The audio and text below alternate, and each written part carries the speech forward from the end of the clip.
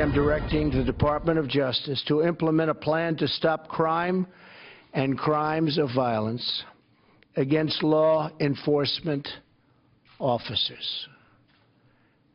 It's a shame what's been happening to our great, truly great law enforcement officers. That's going to stop as of today.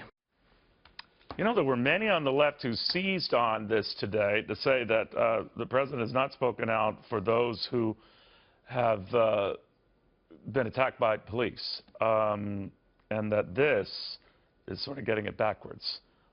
I don't think my next guest will agree with that. He's James Craig. He's the Detroit police chief, and the chief is with us right now.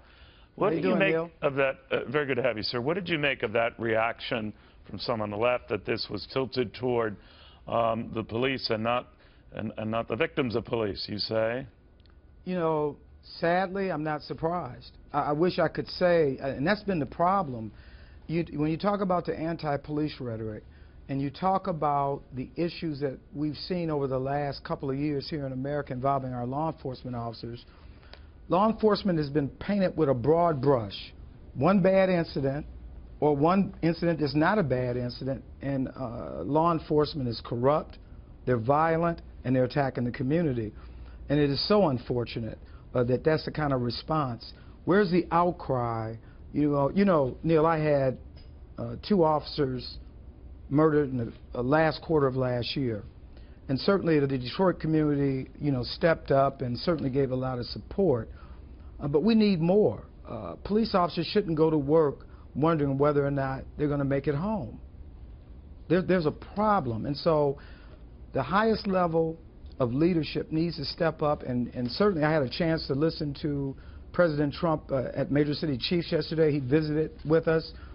He certainly gave his support to law enforcement and that the madness will stop. This is about creating safe cities, safe communities, and neighborhoods. What would it mean going forward, though? The details of this executive order escape me, but I do know that there with him was the new Attorney General, Jeff Sessions, who will have sort of like a 180-degree opposite sort of pursuit than his predecessors in the Obama administration.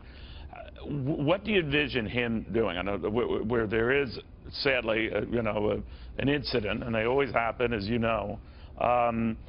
We have an opportunity and a choice to either make a national federal case of it or to localize it and look at what happened there. What do you envision?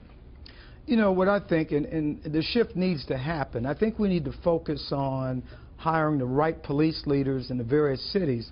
I mean, it's just like any company. If a company is failing, you get rid of the CEO.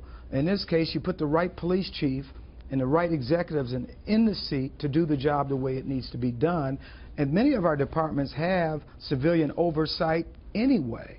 How does it work in Detroit? I mean, and then what do you tell your men and women when it comes to dealing with these incidents? Because it's always either, you know, police on African-American youths or African-Americans, period, or just, you know, law enforcement running amok. And that is the rap you get in the media. Not all media, I should stress, but what do you tell your guys?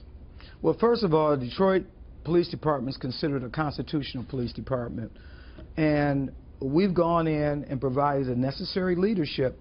But what's so critical when you talk about the support of the men and women who do the job, first, we have to provide unwavering support. Now, that doesn't translate into dismissive or dismissing errant behavior. You hold folks accountable. You hold their bosses accountable. You hold the police officers accountable. But that's not reflective of an entire police force. And so when you give that unwavering support to those who are doing the job the way they need to do, and then you're transparent with the community that you're serving and protecting, it's an equation that works beautifully. And so I'm excited with the change. I think it's well overdue. I've been in several cities that have been under federal consent judgments, some too long. But again, the real key is holding police leadership accountable and providing support to the men and women who do the work. Because what we've seen in so many cities, and I can name a few, that when the morale goes down and police officers don't feel supported, certainly violent crime is not being adequately addressed. I've seen it in too many places. Too many places indeed. James Craig, thank you, Detroit Police Chief. Very good having you again. Thanks. Thank